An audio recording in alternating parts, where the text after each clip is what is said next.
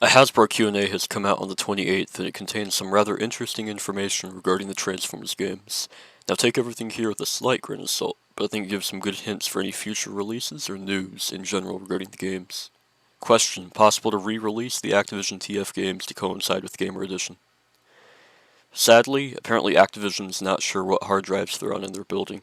When a company eats a company that eats a company, things get lost, and that's very frustrating.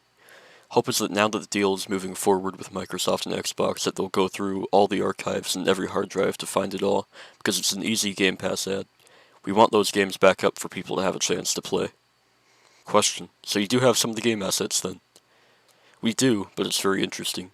FOC, we have everything. For WFC, we had to rip it ourselves because they could not find it. They kept sending concept art instead, which we didn't want. We needed the CAD. So we booted up an old computer and ripped them all out from there, which was a learning experience and a long weekend because we just wanted to get it right, so that's why we did it like that. So this is very interesting, given it's the only news we've gotten regarding the state of the Cybertron games post-takedown. It seems the project files for War for Cybertron have been completely lost, which massively reduces the chance for a re-release, although a remake would theoretically still be possible. But hearing them say they have everything for Fall Cybertron is a very good sign. The game's more recent and even had a re-release for PS4 and Xbox One in 2016, so it makes sense they would have the original files for it. It's also very nice to hear them say they're happy to have the games re-released. I always assumed it was Hasbro being stingy with the license, but it seems like it's up to Activision on whether or not they want to go forward with it. Of course, this doesn't confirm everything, but at least we know a Fall Cybertron re-release is possible, and Hasbro is all for it. Question: what led to Gamer Edition's creation?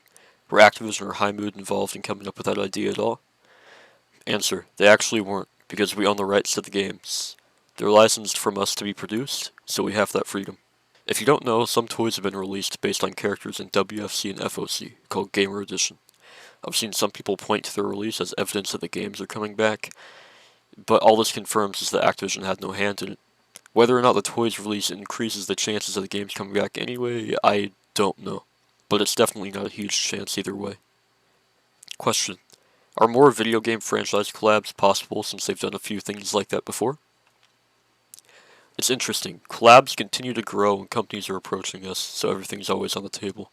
We definitely want to partner with video game companies. Clearly Nintendo partnered with Lego and they made a Nintendo system, or there was a Super Nintendo Transformer at one point in Japan.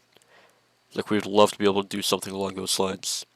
Any company out there, like, I don't know, partnership with Sega, partnership with Microsoft or something, even Sony, even just to make a PlayStation would be awesome.